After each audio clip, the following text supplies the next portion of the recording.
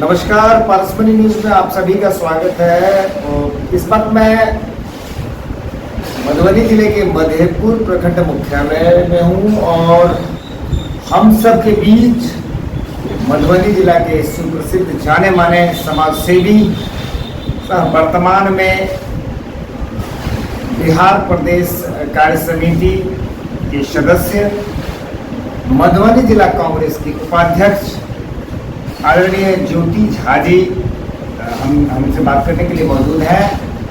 तो आइए इनसे सबसे पहले पूछते हैं इनका परिचय कि इन्होंने अपनी राजनीति जब छात्र जीवन था तभी से शुरुआत की थी। तो सबसे पहले मैं चलूँगा कि इनका जो शुरुआत, इनकी जो राजनीतिक रुचि हुई वो कहाँ से हुई, बताएंगे सर? सर्वप्रथम तो मैं आपको बहुत बहुत धन्यवाद देता हूँ। आपके न्यूज़ चैनल को हम बधाई देता हूँ कि आप हमेशा यहाँ के स्थानीय मुद्दों को बहुत गंभीरता से उठाते हैं और आज हमसे भी आप सवाल करने के लिए आए। आपको मैं बहुत बहुत धन्यवाद देता हूँ। जहाँ तक आपने हमसे पूछा जब आप राजनीतिक भविष्य का शुरुआत कब से किया, तो देखिए मेरा बचपन से ही जो है राजनीतिक इतिहास रहा है, क्योंकि हमारे आदरणीय संसद पिताजी स्वर्गीय ललन बाबू मधेपुर प्रखंड कांग्रेस कमेटी के अध्यक्ष हुआ 1989 से लेकर 2002 ईस्वी से फिर 2004, जब वो 2004 ईस्वी में देहांत किए तब वो जिला कांग्रेस कमेटी के जिला सचिव के।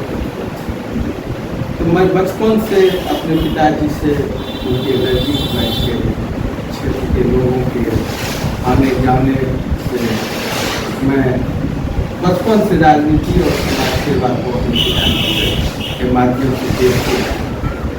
यानी कि आपको विरासत में जो कहा जाए पिताश्री के संघीय चरणों में देखते हुए, क्योंकि वो कांग्रेस के पूर्व अध्यक्ष भी मधेपुर प्रखंड के रहे, तो कहीं ना कहीं उनसे आप प्रेरित, उनसे सीख मिला हमको। विरासत तो वो होता है जो कोई विधायक है और अपने बेटा को विधायक बनाती है, तो वो एक संघर्षशील आदमी थे और मधेपुर प्रखंड कांग्रेस कमेटी के अध्यक्ष थे। आज मैं उन्हीं के पद से उनके सपना को साकार करने के लिए, क्योंकि वो एक प्रखंड कांग्रेस कमेटी के साधारण कार्यकर्ता प्रखंड कांग्रेस कमेटी का अध्यक्ष, और मैं उनके पद चिन्ह पर उनके अधूरे सपना को साकार करने के लिए मैं अपनी राजनीतिक भविष्य को चुना। अपने जीवन शैली में पूर्ण रूप से होल टाइमर, यानी मैं जब सो के उठता हूँ और सोने घड़ी तक मेरा एक ही संकल्प है, लोगों का हित करना, क्षेत्र के मुद्दा को उठाना। क्षेत्रवासियों के लिए अगर चाहे हमें किसी अधिकारी पदाधिकारी से लड़ना पड़े, झगड़ना पड़े भ्रष्टाचार के खिलाफ, तो हम कहीं भी पीछे नहीं रहते हैं सच्चाई के लिए। फिर कोई गलत कुछ लेके आएगा तो दूर दूर तक आज मेरा इतिहास नहीं रहा है तो मैं उसका साथ दिया हूँ या आगे भी साथ दूँ, लेकिन सच्चाई के लिए अगर मुझे मरना पड़े तो वो भी मैं हंसी पूर्वक जो है हंसते हुए मैं फांसी के सूली पर चढ़।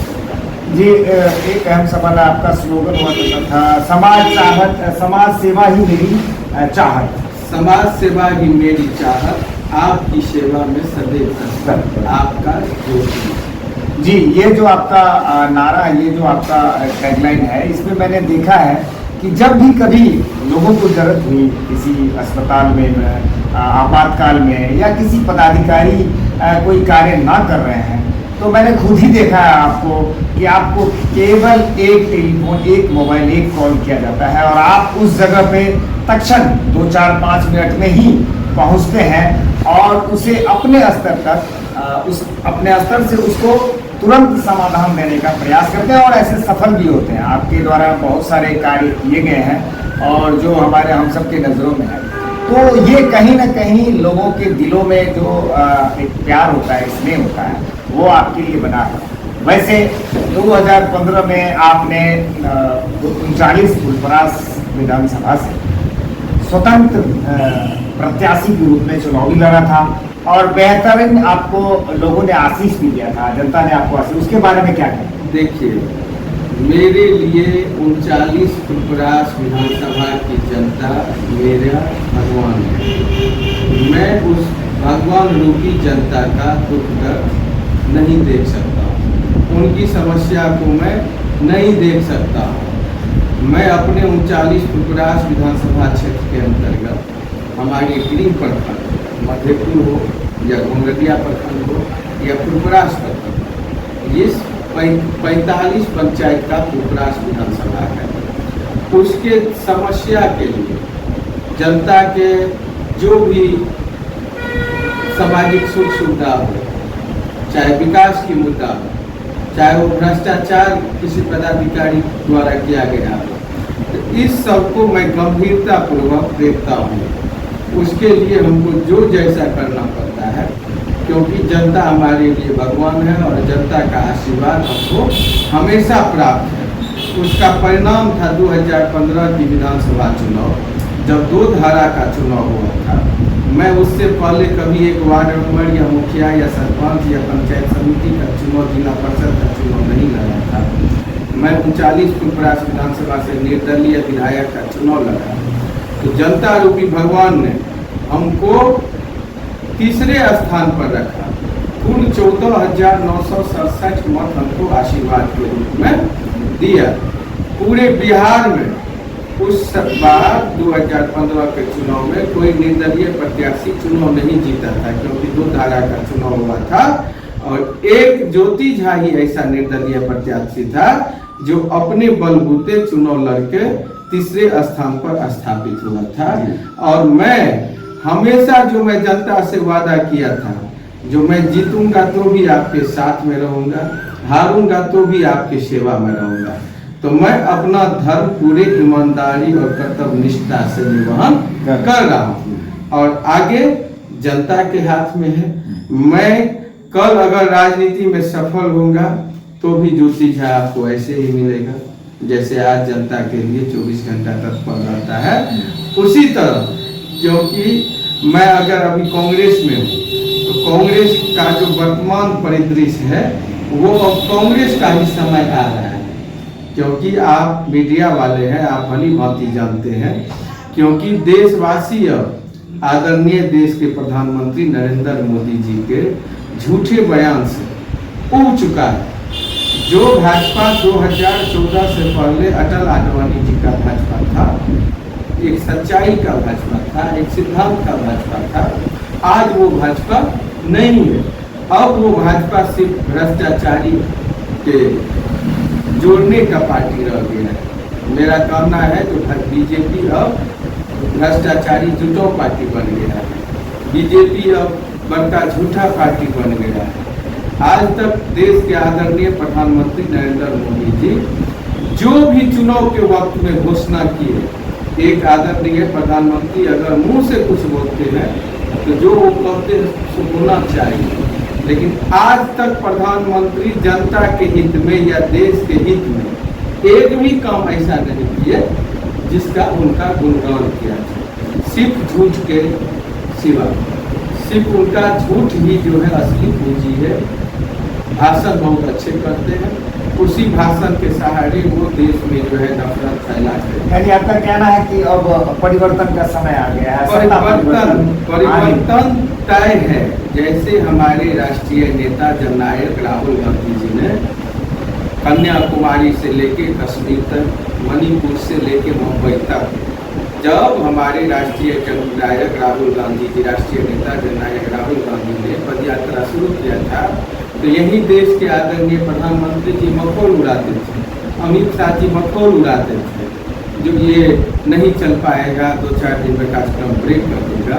लेकिन जननायक राहुल गांधी जी ने आज 10,000 किलोमीटर से ऊपर पदयात्रा करके देशवासियों का, किसानों का, मजदूरों का, छात्रों का, नौजवानों का, महिलाओं का, व्यवसायियों का, सबका दुख दर्द को समझा। नरेंद्र मोदी जी से जैसे ही पूरे देश में नफरत फैला के हिंदू मुस्लिम में उठा के मंदिर मस्जिद में उठा के, अरे मंदिर भी चाहिए मस्जिद भी चाहिए, लेकिन मंदिर और मस्जिद अपने स्थान पे। मैं भी एक आस्तिक लोग हूँ, मैं भी एक हिंदू हूँ, मैं भी पूजा पे विश्वास करता हूँ, मैं हिंदूवादी भी मैं भी हूँ, लेकिन वो अपनी जगह पे, वो राजनीतिक कर्म जो है अपनी जगह पे है, समाज सेवा अपनी जगह पे है। तो इसमें हिंदू मुस्लिम को तो लाना, जो कमजोर नेता होता है, जो डरपोक नेता होता है, जो चोर नेता होता है, वो जातीयता का रंग देता है। मैं अभी एक विधानसभा का राजनीति करता हूँ, मेरे पास कहाँ कोई भेदभाव रहता है, मैं कहाँ कोई कास्ट्यूम की राजनीति करता हूँ। हमारे पास जो कोई जनता आता है, मैं उसे भगवान स्वरूप समझता हूँ, मैं उनसे आशीर्वाद लेता हूँ, उनका मैं काम भी करता हूँ, उनसे मैं आशीर्वाद भी लेता हूँ। मेरा एक महत्वपूर्ण सवाल है कि जैसे प्रधानमंत्री जी कांग्रेस के शीर्ष नेतृत्व पर परिवारवाद का आरोप लगाते हैं, तो क्या आपको लगता है कि शीर्ष नेतृत्व में कुछ परिवर्तन होने से कांग्रेस का जो है डेवलपमेंट हो सकता है, विकास हो सकता है? देखिए, मेरा सोच है परिवारवाद वो होता है जो अगर जैसे राजा महाराजा हुआ करते थे, जो वो कुर्सी से उतरे अपने बेटा को माला पाला करते थे। तो जब जनता के द्वारा कोई व्यक्ति चुना जाता है, जनता के वोट से वो चुना जाता है, तो मैं उसको परिवारवाद नहीं मानता, क्योंकि वो चुनाव जीत के आता है, वो अपने व्यक्तित्व पर जीत के आता है, उसके पिताजी के सहानुभूति से वो चुनाव जीत के नहीं आता है। मैं अगर कल विधायक बनता हूँ तो आशीर्वाद मेरा पिताजी का है, लेकिन मैं अपने कर्म से वो विधायक बनूंगा, मैं अपने संघर्ष से विधायक बनूंगा। तो कोई जो इसे परिवारवाद बताएगा तो वो उसकी मूर्खता है, ये बताना चाहिए। जी जी, एक और महत्वपूर्ण सवाल स्थानीय स्तर से मैं लेना चाहूँगा। मधेपुर प्रखंड जो कभी 83 विधानसभा हो, और यहाँ के पूर्व कांग्रेस नेता से वरिष्ठ नेता थे, तो विधानसभा अध्यक्ष थे, फिर मंत्री भी बने, पंडित राणा, स्वर्गीय राणा नंदन झा। तो अभी आज जो मधेपुर है, मधेपुर में लग रहा है कि जैसे नेता का अभाव हो गया, जो वास्तविक नेता। इसके देखिए, जब 1952 में पहला चुनाव हुआ, तो हमारे मिथिला केसरी आदरणीय श्रद्धेय जानकी नंदन सिंह, जिन्हें मिथिला केसरी के नाम से जाना जाता है, वो इस प्रखंड के धरती थे और वो पहली विधायक बने। वो मिथिला मैथिली के लिए बहुत ज़्यादा संघर्ष किए, मिथिला राज के लिए संघर्ष किए। उसी का परिणाम हुआ कि जब वो मिथिला राज के लिए अपना आवाज़ बुलंद करने लगे, तो उनको पार्टी सबके द्वारा, पार्टी लोगों में एक भय उत्पन्न हो गया, जो ये मिथिला राज अलग कर देगा, उनको जो है दबाया गया। परिणाम ये हुआ, जो स्वर्गीय जानकी नंदन सिंह जी के बाद राधा बाबू स्थापित हुए, फिर महावीर प्रसाद महतो जी स्थापित हुए, फिर जगत बाबू स्थापित हुए। लेकिन मेरा सोच है, जो ये लोग बहुत कुशल नेतृत्व थे, लेकिन हमारे जानकी बाबू के बाद स्थानीय मधेपुर प्रखंड का कोई नहीं हुआ 1957 के बाद। तो जो हुआ, मत लिया मधेपुर से, विकास किया वो अपने प्रखंड का, अपने गाँव का। जैसे आज आप देखिए, जो हमारे आदरणीय संजय झा जी, बहुत पावरफुल व्यक्ति, मेरे सम्मानीय व्यक्ति, चाहे वो दल में किसी में वो सुनते नहीं। अगर आज उनके पास पावर है, आज उनको लोग सेकंड सीएम के नाम से जानता है। तो आप देख लीजिए जो अररिया संग्राम का क्या विकास है, वहाँ ट्रामा सेंटर हुआ, ITA हुआ, मिथिला हाट हुआ, जो एक दिन नहीं 365 दिन वहाँ पर मेला लगा देता है। तो जहाँ आप स्थानीय नेता को चुनिएगा, तो स्थानीय स्तर पर जो है विकास होगा। आप वोट दीजिएगा फुकरास वाले को, आप वोट दीजिएगा घुंगरिया वाले को, तो उनका पहला प्रायोरिटी रहेगा जो हम पहले प्राथमिकता जो है अपने गृह प्रखंड को भी, अपने घर को। कोई अगर पॉलिटिकल लोग बनता है तो पहले अपने घर को संभालता है।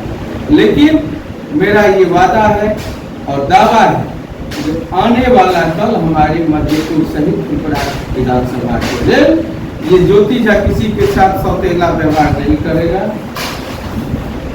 लोग आने वाले समय में नेता क्या होता है, जिस दिन ज्योति झा सदन में जाएगा, उस दिन लोग, आम जनता, आम आवाम को जो है, एक गरीब से लेके, एक शिक्षित से लेके एक अशिक्षितों व्यक्ति को ये अपने आप पर गर्व होगा जो मैं एक अच्छे नेता को, एक कुशल नेता को चुन के भेजा हूँ, जो जिस दिन ज्योतिझा विधानसभा जाएगा, सदन में जाएगा, उस दिन हमारे मधेपुर प्रखंड सहित फुलपरास विधानसभा के लिए असली राम राजा आएगा। मेरा अंतिम सवाल आपसे है कि खासतौर पर फुलपरास विधानसभा, विशेष तौर पर मधेपुर के आम जनता को क्या संदेश है?